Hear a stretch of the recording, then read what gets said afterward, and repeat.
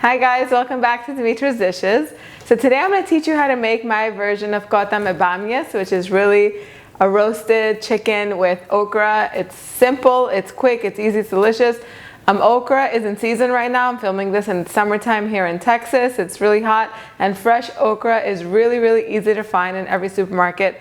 We usually grow it, but this year we just didn't have time because of the restaurant and this and that. But it's pretty much available in every supermarket just because it is really in season. And anytime you're cooking, you really want to use things that are in season so you get the highest flavor out of them and the best quality.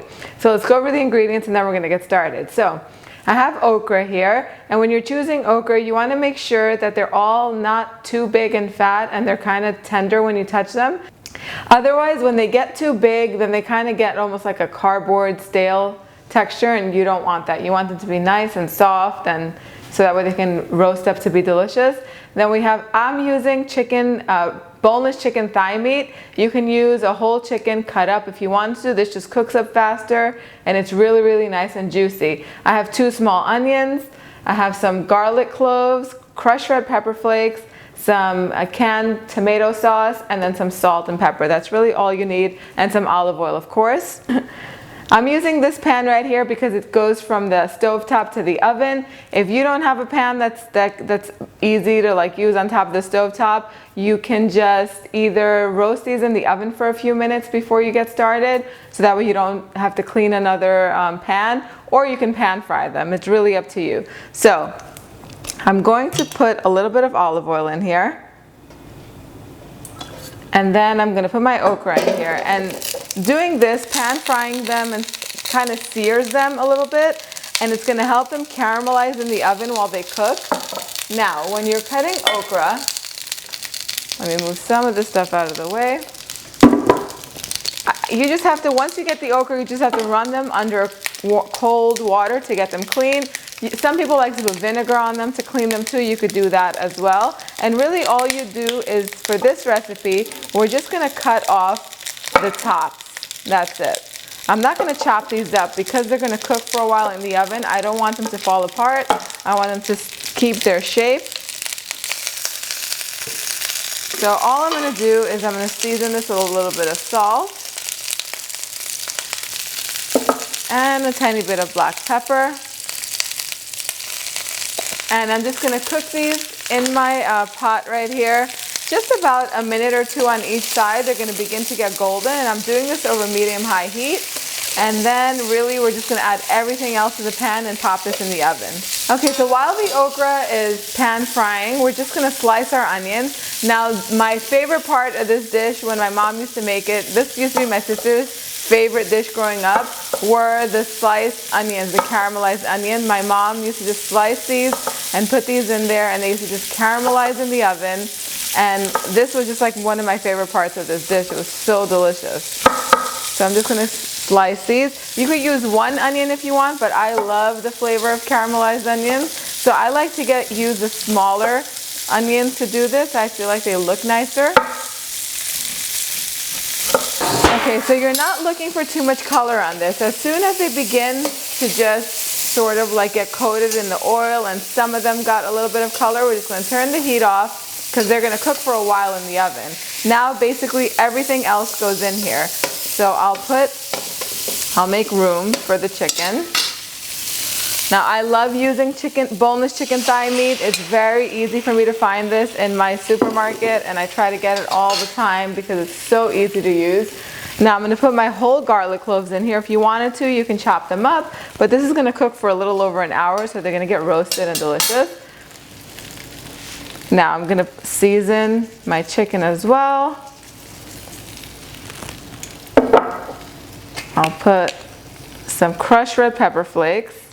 I like it a little hot, so I'm putting a little extra. We'll put the tomato sauce in here. 1 whole can. If you're growing tomatoes and you have lots in your garden, you can go ahead and use fresh tomatoes and just grate them on a box grater. And about a pound you'll probably need of them. So we'll just mix everything up. We're going to mix it, but at the same time I want either the okra to be around the chicken, or the chicken could be around the okra and the okra could be in the center. It just makes for a really beautiful presentation once it's done. And then last but not least, I'll put the onions on here. And these are going to release their juices and add so much flavor. And that's it. That's all you need. Now I'm just going to cover this with aluminum foil. Actually, I'll add a little bit more olive oil to this. I feel like it's looking a little on the dry side. Not too much because I'm using boneless chicken thigh meat. That tends to have much more fat than other cuts of the chicken do. So I'm not going to go too heavy on the olive oil. That's good. If it needs a little more when it comes out the oven, I'll just drizzle some like cold pressed delicious olive oil on top afterwards. Again, my oven is preheated to 450 degrees Fahrenheit. This is gonna go in covered in foil for 30 minutes. After 30 minutes, I'm gonna remove the foil. I'm gonna give it a little mix just to make sure that the sauce is evenly distributed. And then I'm gonna let it cook uncovered between 30 to 45 minutes, again at the same temperature, until the chicken is completely cooked. The sauce is gonna reduce because this is gonna release some liquids. The sauce is going to reduce and the Bάμιες, the okra, are going to get nice and caramelized, and I'll show you what it looks like as soon as it comes out. Okay, so it actually took an hour for this to cook uncovered. So it cooked covered with foil at 450 degrees for 30 minutes. Then I uncovered it and I started checking on it after 30 minutes again, gave it a little mix so it can get in the sauce. And then at an hour it was ready. At 45 minutes the chicken still looked like it needed a little more time, and the sauce also looked like it needed to thicken. So this is what you're looking for. You want the okra to, some of it to have gotten really beautifully caramelized. The onion as well got caramelized and cooked, and this is just ready to eat except for one more thing. I'm just gonna sprinkle some dried oregano on top. You can put dried oregano on top of this or freshly chopped parsley. I'm gonna go with oregano. Or honestly, you could eat it as is. It's so full of flavor. I cannot wait to dig into this. Now this tastes delicious as is with some nice crusty bread. I don't have any crusty bread, but I do have homemade pita bread. So you're definitely gonna wanna look out for this recipe. Get it and make it. And if you're not eating it with this, there'll be lots of other things you could eat it with. But I'm gonna take some of this delicious okra out. This meal right here is very inexpensive to make, feeds a crowd, is totally delicious, and if you haven't had okra before, I suggest that this recipe is the one that should introduce you to it. Okra and onion just go so well together. I make an okra and just a vegetarian okra dish that's just basically a lot of okra and onion, and it's cooked on the stove. That is so delicious, and I make it pretty often because it's really, really good and we love it around here. So let me put some in my plate. And even though it's piping hot, I think I can go in and dip in the sauce and see if it needs a little more salt or not. That's another thing. Before it starts to cool down, check the seasoning and see if it needs a little bit more salt and pepper. Okra really soaks up a lot of salt. But it tastes really good, perfect for me. I'm gonna bite into this okra right here that's caramelized. I love it when okra gets like really, really nice and golden brown.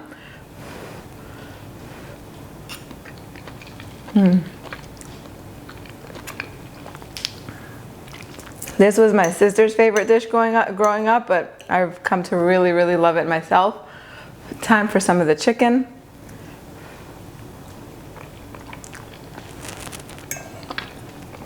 And the onion. This is delicious, you guys.